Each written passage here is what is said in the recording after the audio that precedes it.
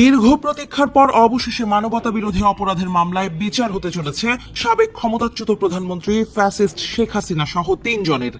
জুলাই গণ অভ্যুত্থানের সময় সংঘটিত মানবাধিকার বিরোধী অপরাধের মামলায় ক্ষমতাচ্যুত শেখ হাসিনা সহ 3 আসামির বিরুদ্ধে আনুষ্ঠানিক অভিযোগ গঠন করে আদেশ দিয়েছেন আন্তর্জাতিক অপরাধ ট্রাইব্যুনাল।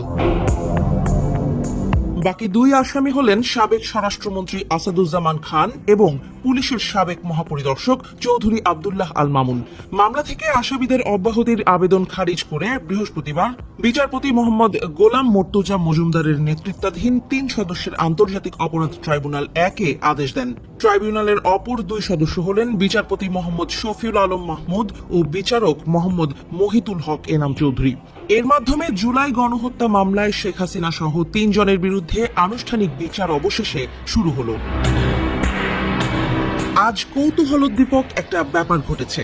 জুলাই গণহত্যা চলাকালীন সাবেক আইজিপি চৌধুরী আব্দুল্লাহ আল মামুন বলেছেন যে ওই মামলায় তিনি স্বতঃপ্রণোদিত হয়ে রাজসাক্ষী হতে চান। আন্তর্জাতিক অপরাধ ট্রাইব্যুনালে বক্তব্য দেওয়ার সময় এই কথা জানান তিনি। জুলাই গণ অভ্যুত্থানের সময় সংঘটিত মানবতা বিরোধী অপরাধের দায়ও স্বীকার করেছেন সাবেক আইজিপি চৌধুরী আব্দুল্লাহ আল মামুন। ট্রাইব্যুনালে তিনি বলেছেন, আমি জুলাই হত্যাকাণ্ডের সঙ্গে জড়িত। আদালতে রাষ্ট্রপক্ষে ছিলেন প্রধান কৌঁসুলি মোহাম্মদ তাজুল ইসলাম। আসামিদের মধ্যে শেখ হাসিনা ও আসাদুজ্জামান খান পলাতক। তাদের পক্ষে ছিলেন রাষ্ট্রনিযুক্ত আইনজীবী আমির হোসেন। এর আগে গত 7 জুলাই শেখ হাসিনা সহ 3 আসামির বিরুদ্ধে আনুষ্ঠানিক অভিযোগ গঠনের বিষয়ে আদেশের জন্য আজকের দিন ধার্য করা হয়। মামলায় শেখ হাসিনার পাশাপাশি সাবেক স্বরাষ্ট্রমন্ত্রী আসাদুজ্জামান খান কামাল ও সাবেক আইজিপি চৌধুরী আব্দুল্লাহ আল মামুন আসামি। এর মধ্যে আব্দুল্লাহ আল মামুন গ্রেপ্তার হয়ে কারাগারে আছেন।